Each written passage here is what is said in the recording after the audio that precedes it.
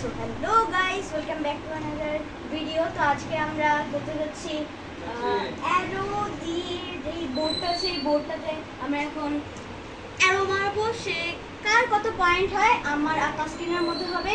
তো যে জিতবে সে হবে হচ্ছে উইনার। তো তাসকিন চলে আসো। হ্যালো গাইস, আজকে আমাদের মধ্যে চ্যালেঞ্জ হবে, দেখা যাক কে জিতে যায়। ওকে গাইস, তো লেটস স্টার্ট ইট। তো গাইস, এখন ফার্স্টে আমি মারবো, তারপরে তাসকিন মারবে। তো এখানে আমাদের রাউন্ডটা হতে যাচ্ছে 3 রাউন্ড। তো এই 3 রাউন্ডের মধ্যে এখানে দেখেন 9 আসছে। রেড কালার যেটা আসছে, সেই রেড কালারটার মধ্যে আপনারা যে রেড কালারটা দেখতে পাচ্ছেন, সেই রেড কালারটার মাঝখানে মারলে একবারে পুরো 10 পয়েন্ট হয়ে যাবে, কারণ এখানে 10 পয়েন্ট নাই। আর 10 পয়েন্ট যদি হয়ে যায় তাহলে তো ভালো, এক কথায় মানে জিতার তার সুবিধা হতে পারে।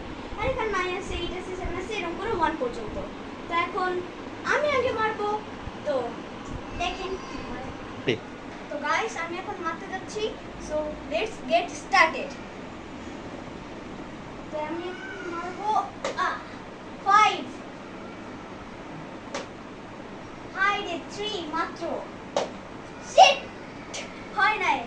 5 আর 3 হয়েছে। তো 5 আর 3 তো যদি যোগ করি আমরা তাহলে তো 8 হয়। তো আমার মোট পয়েন্ট হলো 8, আর একটা আমার হয় নাই, ওটা নিচে পড়ে গিয়েছে, তো সেটা আমি পরে তুলবো। তো তাসকিন, এখন তুমি চলে আসো। তো গাইস, এখন হচ্ছে তাসকিনের টার্গেট হচ্ছে এখন 9। যদি ও 9 করতে পারে 3টা অ্যারো দিয়ে, তাহলে ও ম্যাচ প্রথম রাউন্ডটা জিতে যাবে। তো এখন তাসকিনের দিকে দেখেন, তাসকিন এখন কি করতে আমি বলছি। তো গাইস, প্রথমটা 5 3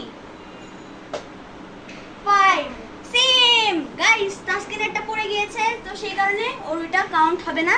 তো 5 আর 3 ওর এখনো হয়ে গেছে 8। তাহলে এটা ম্যাচটা হয়ে গেল ড্র, ম্যাচটা ড্র হয়ে গেল। তো গাইস, আজকের ম্যাচের উইনার আমরা